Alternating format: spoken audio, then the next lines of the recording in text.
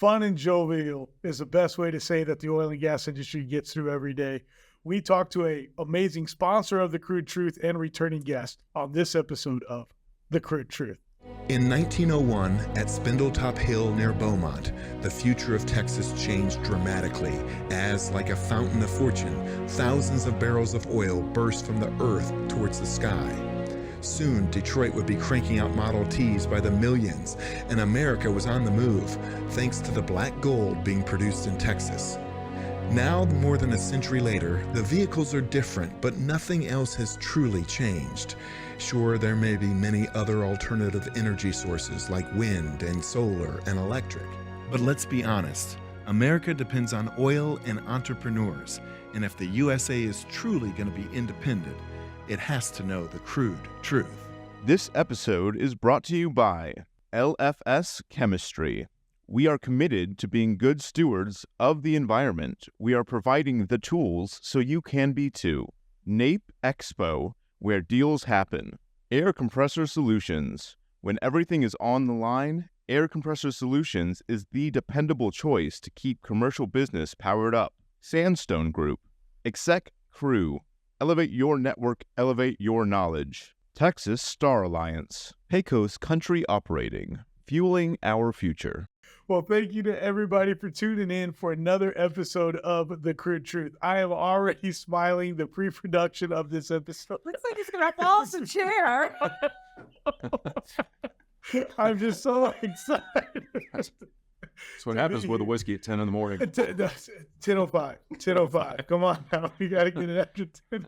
Kristy, how are you? I'm doing fabulous. How are you? It is a great morning. I tell you what, we have been super busy. We have been getting our face out there a little bit. We've been just networking up a storm and drilling up a storm lately. I don't know how you do it. You just keep going. Lots of coffee. Lots of coffee. And today I'm excited to bring back on a returning guest now for officially your third time. Sure. You're catching up. It'll be, I don't know who's going to be in the Five Timers Club, the first in the Five Timers Club, but you're getting caught up to JP, Keith Stelter. And I think Brianna Johnson have all been on 3 or 4 times now. So we got a 5 timers at some point. Whoever comes on for the 5th time, I'm getting a jacket for them. Let's go. On SNL. Okay. Just like that. Like a master's jacket. Yeah. We're doing not it. green though. We can come up with something a little more creative. Our guest, Jim Holmes of LFS Chemistry. Jeff, how are you? Jim, wow. Wow. Jim, how See, there's the 1005 whiskey. There that is. Jim, how are you? Doing great. Great to be here. Well, thank you for coming into Dallas for this episode. Absolutely. And I know we did the one in at NAPE in Houston back in February. And then the first time you came on was on our other great studios there in Fort Worth. Fort Worth, yeah. So thank you so much for coming to the flagship studios. Absolutely. It's beautiful up here. It's nice.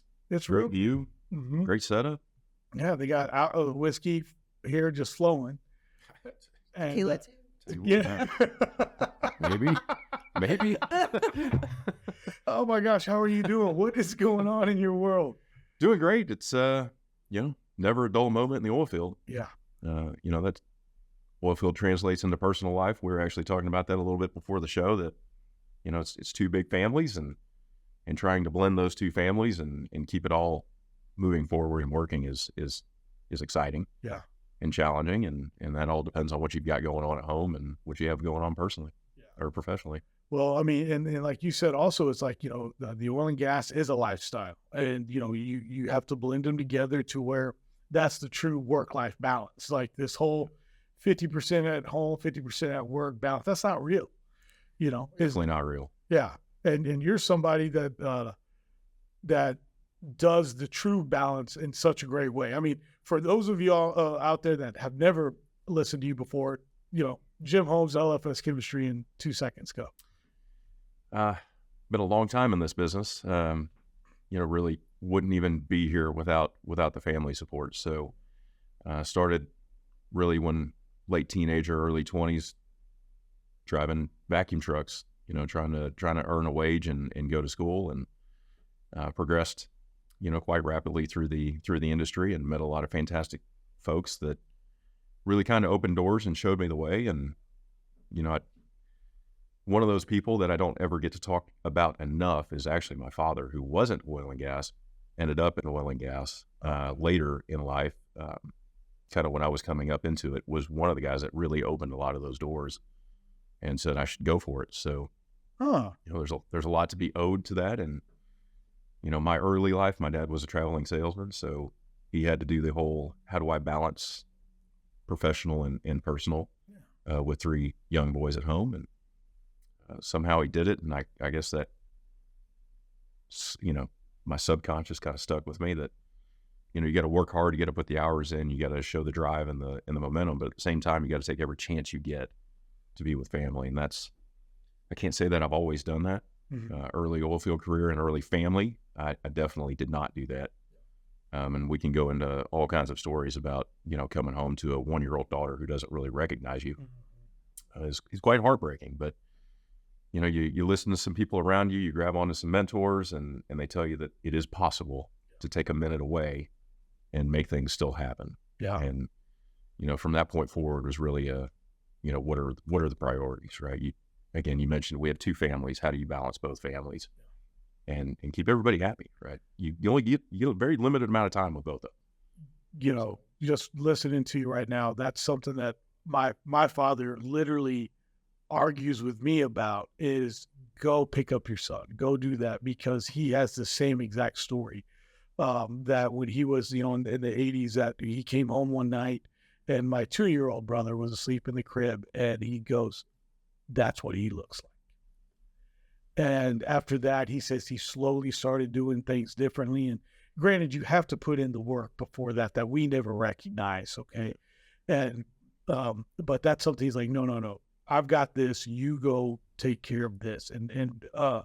So it's such a hard thing and a balance that you have to take. And for you to recognize that, especially at such a young age in being a father, right? 1 year old is like, okay, Yeah. because you're always talking about, like, whenever I talk to you, and I like to give you a call, Jim, what's going on?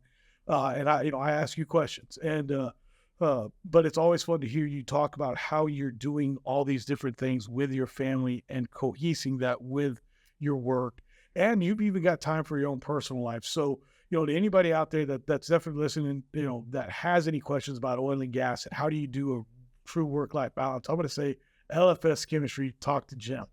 And I'll do a cheesy plug there for you to do something other than chemicals. I love it. So how did you find, like, what were some of the pinpoints that your mentors told you to actually find balance? Like, what stuck with you? How did you do that? Well, some of it was actually health driven. Okay. We can talk about physical health. We can talk about mental health. You wake up 3 or 4 times in the middle of the night, and it's checking emails all the time, and it's feeling like you always have to be right there on top of everything that's happening 24/7. It's never taking any personal time. When I talk about those years coming home, particularly when my daughter was very young and not really recognizing me, and you open the door and you're expecting this level of excitement to see you, and they turn around and run the other way because it's almost like a stranger walking in the door. Well, Sure. then you're going to the doctors and you're trying to figure out some things that are going on with your body and your mind. And literally you need that personal relationship in your life, right? You have a family for a reason. You have a spouse for a reason. You have kids for a reason. And you should cherish every minute you get with that, because when you do that, it takes an immense amount of pressure off of you. And then of course you slip back into it on occasion, right? Of course. For me, I found a really nice balance there where I was getting to spend a ton of time with the family, also spending a lot of hours working. Then you go through a phase where travel gets a little bit chaotic, and you're traveling all over the world and spending 200 plus days a year in hotel rooms, and you realize that you're slipping right back into that same routine, and it's not a healthy place to be. So refine the travel, decide that you're going to get physically healthy again. Okay. Of course, I'm a big believer that we can all do better in that area. As much as I'd like to think I'm in really good physical shape, I know there's a lot of room for improvement. So all of those things take a level of anxiety off. And then of course you throw in something like COVID 9 months after you start a company and invest everything you've got right back into that company. And you feel this massive pressure again. And again, that's when you lean on those couple of mentors and really good friends, and of course your family. And COVID wasn't all bad for that. There was a month or two of a lot of stress and anxiety, and then you're right back at it, and got a lot of great time with the family, that's for sure. Yeah. Life doesn't stop doesn't. because of that. So yeah, embrace it. And now being blessed, we were talking about it just before the show, that my daughter and I actually get to fly to DC here in a couple of weeks for, so I get to support her in her dance competition. And she's 15 now and going on 32. And, it's every day I see her, and my son for that matter. And I compete jiu-jitsu and train jiu-jitsu with my son as a way to connect even more, with him. Oh, that's a good So point there. Trying to balance all that out is a little bit challenging with work, but it's incredibly rewarding. Man, your journey is just one that everybody, I think, and again, that's why I've asked you to come back on again, because having you on, just, you always are just talking so positive and able to share things in a way that everybody truly, truly understands. And I just cannot thank you enough. As we are, moving into the year, you guys have been just so busy over there at LFS Chemistry. Y'all been like adding more and more individuals, adding more to y'all's company, adding more clients, and y'all's chemical base has also been getting a lot more environmental friendly throughout the year. And that's, one of the most proud things I can say. First of all, thank you. And I probably should have opened with that, saying thank you so much for being a sponsor of the Crude Truth. Sure, it's been wonderful. I cannot thank you enough. And it means a lot. And, but what also is so proud for me is that you guys are environmental friendly. We'll put out posts sometimes and people are like, hey, oh my God, what are you doing? Like, are you supposed to be doing that? And it's like, no, it's all environmentally safe. And so, I'd like to kind of highlight the newest product that you guys have been using out there, out in the oil and gas field, and putting back into Mother Earth that doesn't hurt Mother Earth. Absolutely. So that's a pretty long list. So, yes. Certainly when our company was founded in 2019, that wasn't the ultimate vision to focus on environmental friendliness or stewardship, if you will, right? The oil field's historically been known for give me a product that works, that's economic. Yes. I don't really care where it came from. It's going right back down into an oil well, right? This is where most of these products came from to begin with. So when you look at the various synthetics out there and man-made products, they're usually synthesized from a petroleum product. Mm-hmm. And there was a lot of jokes in the industry, like, why can't we pump diesel right back down into an oil well anymore? That doesn't make a whole lot of sense to most of us. But when you step back and look, you're passing water tables and you have a lot of surface considerations to worry about. What we found throughout several of us on our team, and Neil Hayes is a big part of this, and Darren Oswald's a big part of this, and then our incredible sales and operations team. But what we realized is, over all of the years that we've been doing this, is there's never been a focus on creating very functional, high-performing chemistries that are also good stewards of the environment.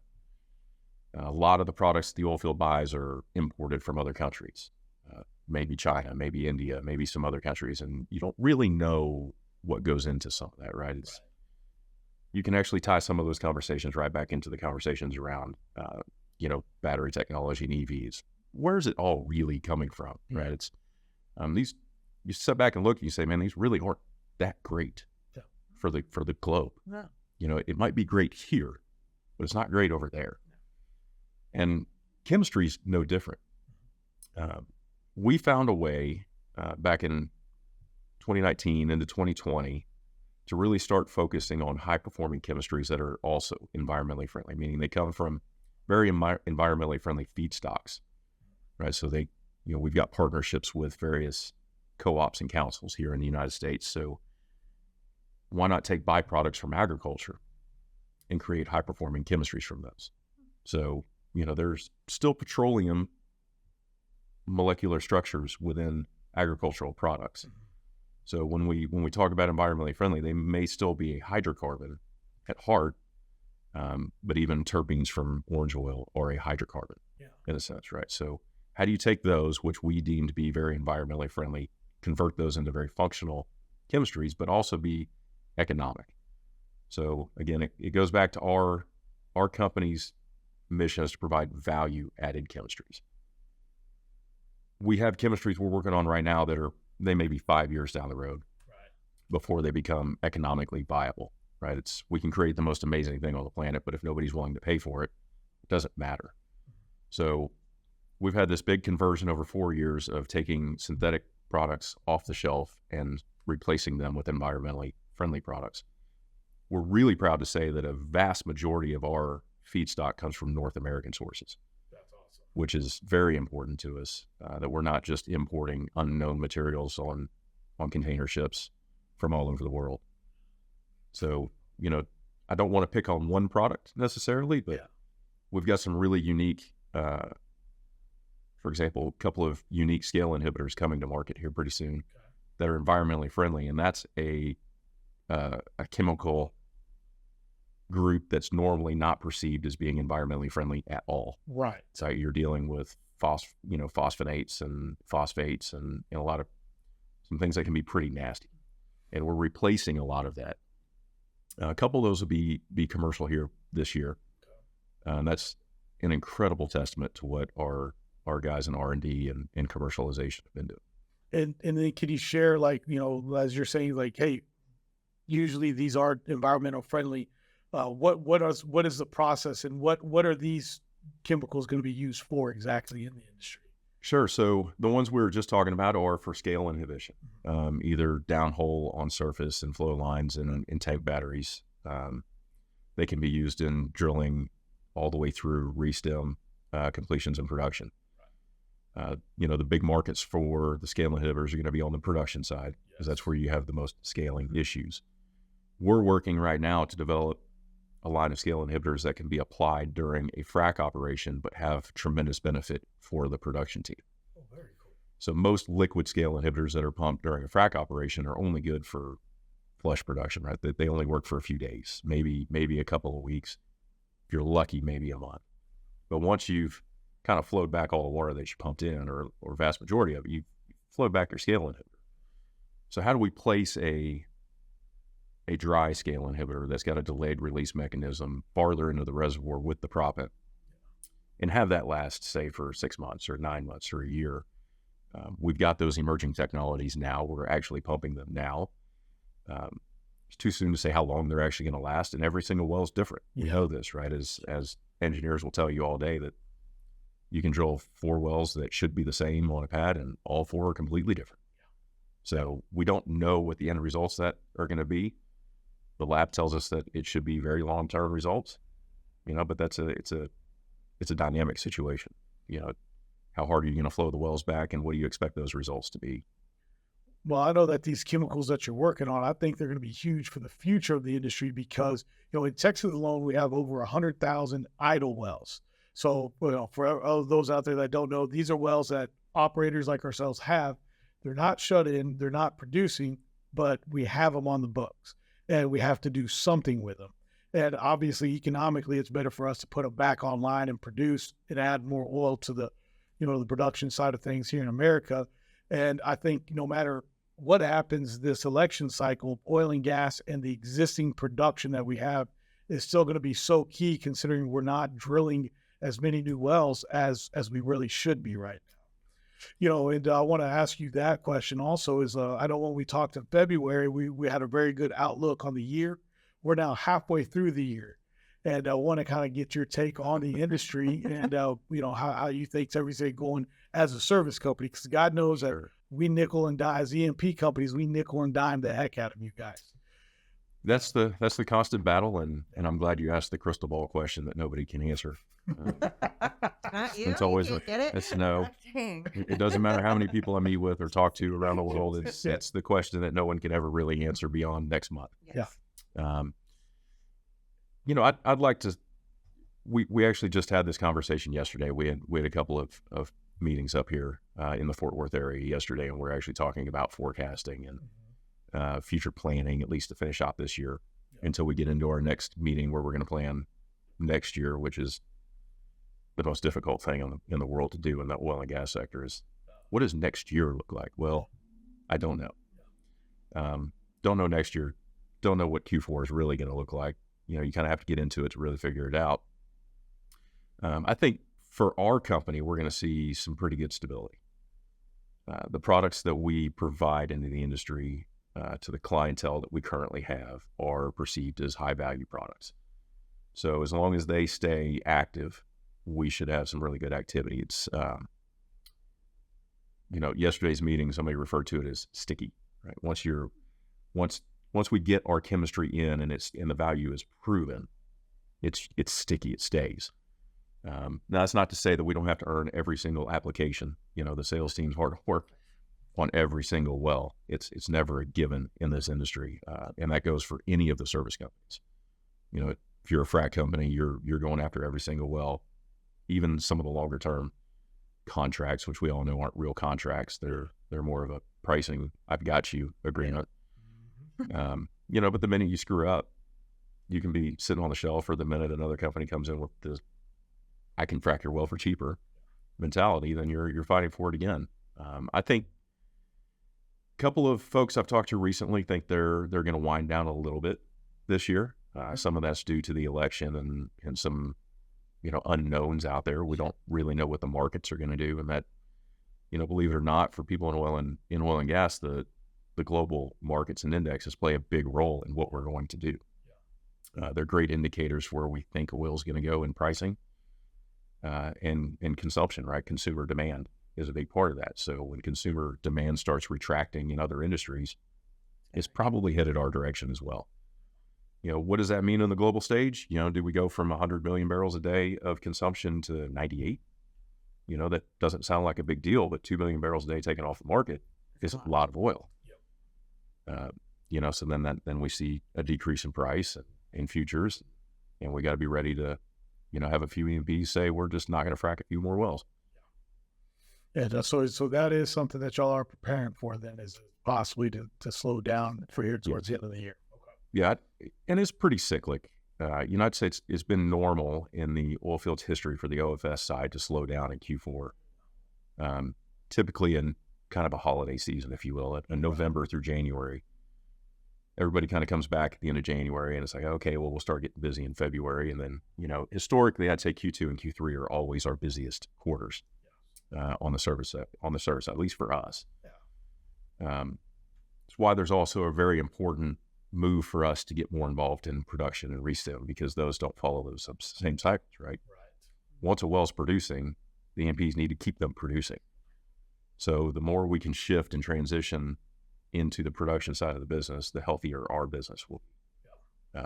We won't be reporting these giant sawtooth financials. We'll hopefully reporting a little bit more steady financials. That would be nice, right? So, That would be real nice. yeah. Everybody. What is that? Yeah. Looks like my personal bank account around Amazon deliveries. Yes. That was a heavy Amazon delivery day. You can Yes. tell. Yeah, exactly. We, in our neck of the woods, my wife and I joke about it. We call them our wellness check, Okay. because if there's not an Amazon package, there might be something wrong. Oh, no. That many coming in. I love it. Every day, right? Yeah. You just drive down the street in the old neighborhood, and you're like, I should go check on Bob. There's no package out front. That's actually pretty good, actually. What's going on out there? Well, speaking of deliveries, you showed it. You probably have a bottle of whiskey today. Let's switch gears. What is up with this bottle of whiskey that you're on? You First of all, you invited me on. We love sponsoring the show and love being a part of it. And I just figured I'd bring a little gift that we can toast to later. They trying mean- to tell him something, Whit or Jane? I mean, Yeah, You yeah. know. What, she's trying to tell us. It's a fantastic bottle for those of you that haven't tried it. This is not a plug for them. I'm not associated with them in any way. shape, or form. put that disclaimer on. Yeah. Disclaimer. I do not have an Instagram account that I get paid on for the number of followers. Okay. So we don't have to worry about any of that. It's just a fantastic whiskey that you can enjoy at any point. Maybe we'll toast one here in a few minutes. Okay. And we'll kick back and have some more conversation. I love it. Well, speaking of more conversation, you mentioned Jiu-Jitsu a little while ago. So I want to get off of oil and gas here for a minute. Love it. There's been times where I've seen you and you have a black eye. Yes. And I mean, 20 years ago, you think you were stuck at a bar fight or something like that and, didn't call anybody. But no, you've been doing Jiu-Jitsu, and you told it to me like this on the phone a couple of weeks ago. And it makes perfect sense because, you go play a little rec sport here, you know, as a 40-year-old, go play some soccer or something. You know, you're out there just exercising, having a good time. You're out there with that mentality of, I got to win. I'm going to get my butt beat, literally. Yes.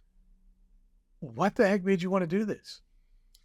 So I grew up wrestling. Yes. So, and then I took a lot of years off, had some back problems and lost a couple of discs in my lower back, and, you know, and then work gets in the way.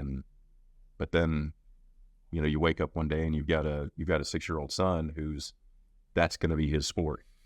And he took to it. I mean, we tried him in a bunch of different sports and martial arts in general. He loved karate and kickboxing, and then jiu-jitsu just kind of really, it fit. You know, he had I don't want to say a passion for it at 6 years old, but it was exciting. Okay. He was not big on the team sports at a young age. It frustrated him. And that frustration, he took it out on the field. Sure. You know, if it was a soccer game or a baseball game, it was just kind of like, why aren't you passing me the ball? You know, or no, I don't want to pass you the ball. It's like, okay, well, let's get you into something that'll humble you a little bit. Yeah. Jiu-jitsu kind of clicked with him, and he's fantastic. I mean, the little wiry kid you don't want to let him get a chokehold on you, because your Adam's apple won't feel right for about a month. Oh.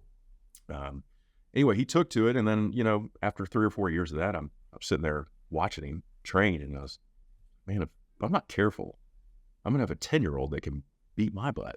Mm-hmm. How do I avoid that? Mm-hmm. You know, I need to make it till at least he's 18 and it makes sense, and I have nothing to lose at this point. Yeah.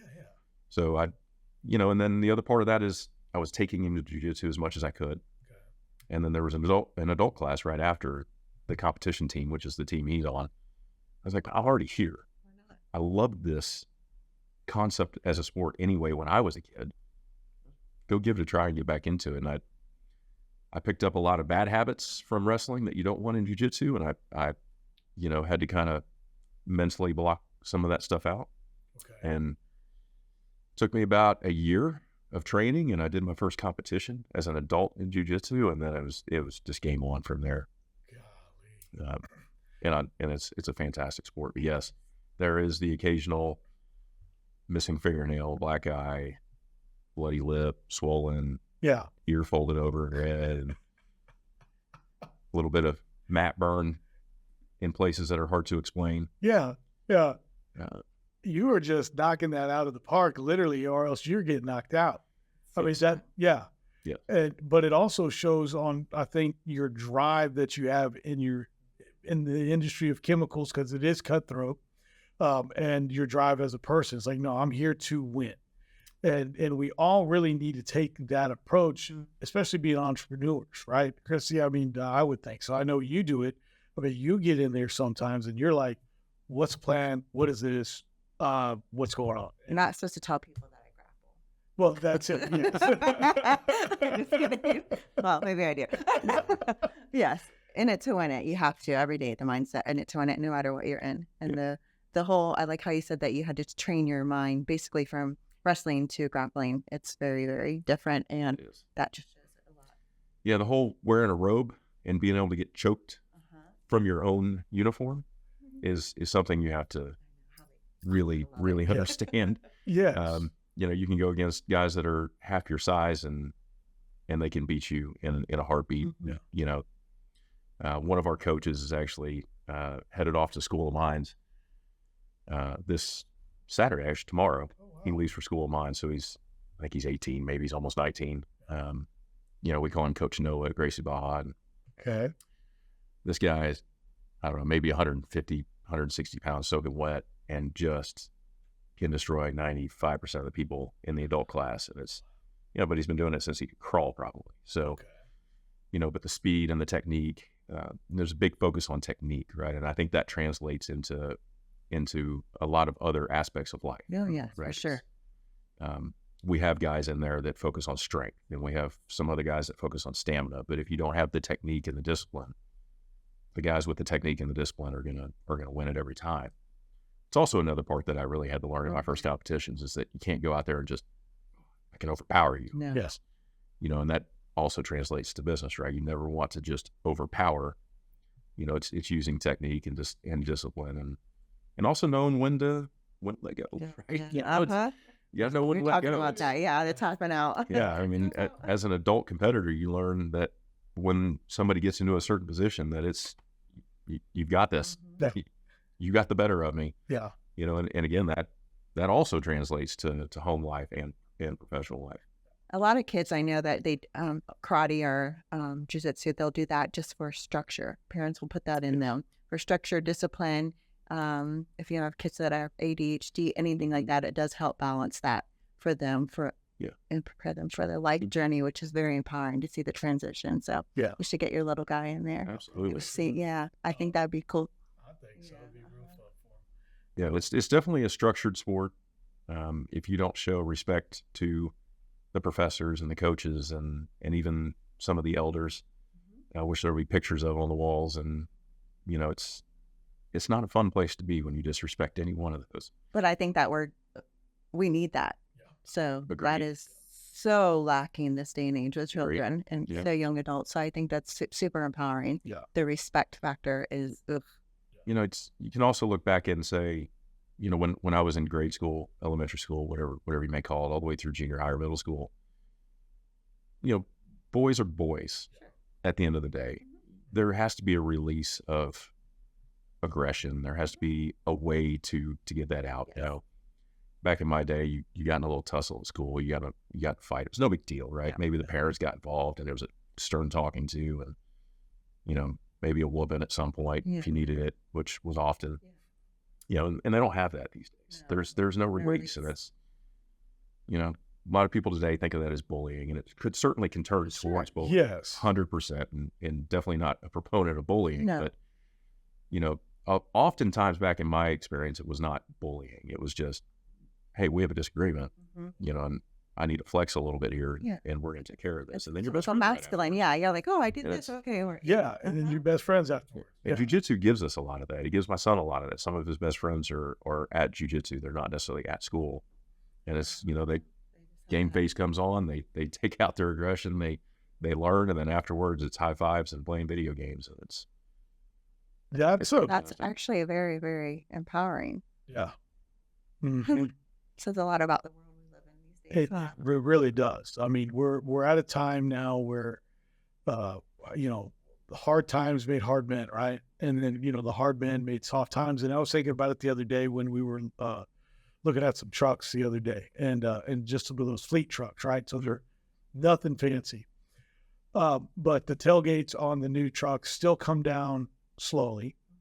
You know, they've got all these little, you know, footholds now where you can do that, and you know, and they're all no work trucks anymore have roll up windows. They're all at least power windows, power locks, and I'm like, the fact when the tailgate just slowly came down. I mean, I remember the tailgates in the Oilfield that when you slammed it, you might lose a finger.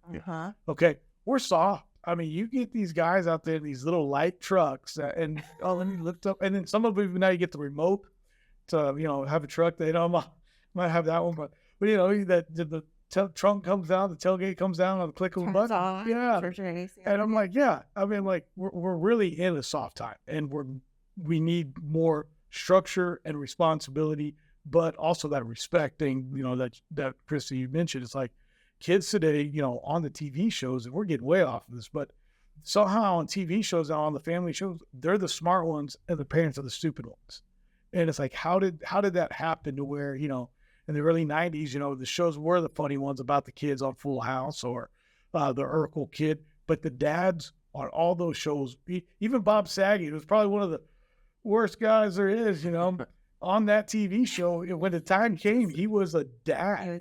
Yeah, you know, there was none of this, hey, you know, you girls can't be. Remember the Cosbys, right? It was Shit, we're going. You know, it was great for the TV show. No, you're not.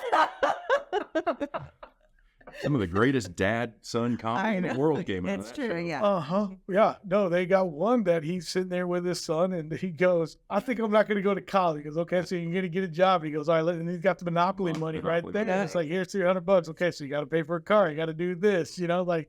And then it's the girlfriend, right? Yeah. You want a girlfriend? Yeah. Take the rest of it. So smart. Yeah. It's a great life lesson. It's a very I still deal with that. Yeah. And, you know, and I think playing Monopoly is actually something that's very important to be doing, because it's a way, as like, as entrepreneurs, as us three are, you have to take those risks. And I heard somebody say this the other day, and you can't go live collecting $200 and avoiding jail. You know, collecting $200 is making that W-2 paycheck. It's like you need to invest, even if it's in the cheesy stuff on that first row, with the goal to own Boardwalk and Park Place so that people are paying you to be there. Yeah. And, you know, we're not doing that as a country anymore. We're just trying to, you know, skate by. Yeah. And I that's, see it. yeah. Yeah.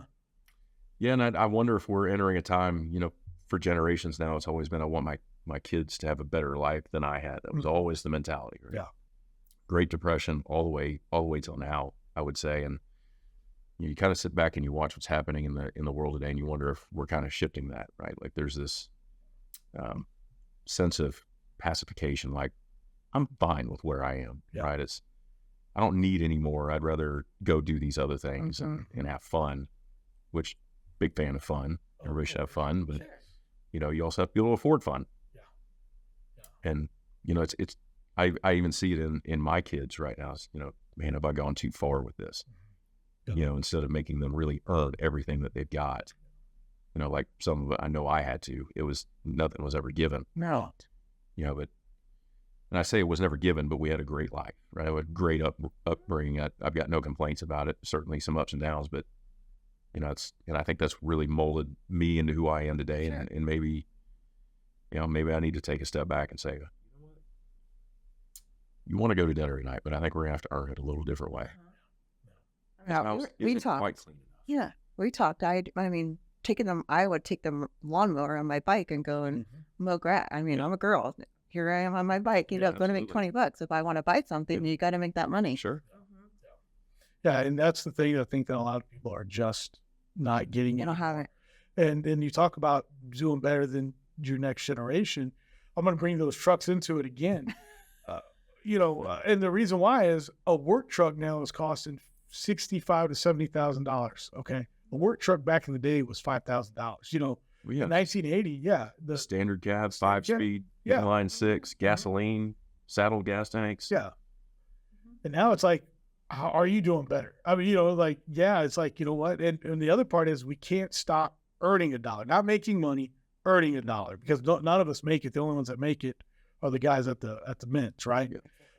And so no matter what the government tries to tell us or how much they take, it's like, I'm not going to stop doing what I'm doing and working hard to earn that living. You know, you hire people to do a job, they earn that living. And I think anybody that wants to work hard to do that should not be as penalized. Yeah. You know, I want to do this. I want to break into this bottle. Okay. And then Kristy and I have been doing these fun little, like, quick questions that I want to answer. And so we'll do that, and we'll call it a day. Sounds good. But while you're opening that, where can people find LFS Chemistry? As with most companies, you can find us on the great interweb at www.lfschemistry.com. We're definitely all over LinkedIn. And can always reach out via phone or any number of emails. Probably the best email to reach out to would be sales@lfschemistry.com. Pretty simple, pretty straightforward, and somebody will answer that. Okay, well, good. Well, you see this Widow Jane. Window. Yeah, definitely. Talk about falling through the window. Aged 15-year blend. Let's see what this is all about. You know, that's funny that you're doing this, because I've had. You ready? Oh, you're gonna do it? Do it. Oh, love it. Almost made it. Practice my shuffleboard skills a little bit later. And we're gonna, you know, I've even had on Trey Cortez, which I think you've met Trey at some of the whiskey guy. That, well, what's a book you've been reading right now? Well, that's a trick question. I've kind of had a little bit of a. What the hell? I didn't get a cup. I'm just kidding. I'm just kidding. We got to get a cup. Give me the bottle. There you go. Can we get a straw? Sums it out. No. Go ahead. Answers all the questions right there, ladies and gentlemen. Yeah. No, I'm some self-help books and inspiration books. I haven't read one in a little bit. Okay. At home, we're going through a little bit of a shift right now, so I'm kind of focusing back on faith. Okay. So the Bible has become ever important, and I'm absolutely just loving the fact that my daughter's diving right in. Nice. So, my baby girl, who's 15 now, goes to church, I think 3 times a week, and, is really reconnecting or connecting, initially, I should say, with our Lord and Savior. And I'm absolutely pumped about that. So as a family, we've been kind of diving back into that aspect of life. Okay. Well, we're going to cheers to that, because that's been something here lately. Cheers. Cheers. Cheers. Thank you. Oh, that's cool. Are you streaming anything right now? No. No. What's one of your favorite restaurants in Houston? Ooh, I'm a Taste of Texas guy. Okay. I mean, take me to a steakhouse, Okay. especially one where I can pick my own steak out. And that's if I need to go to a restaurant.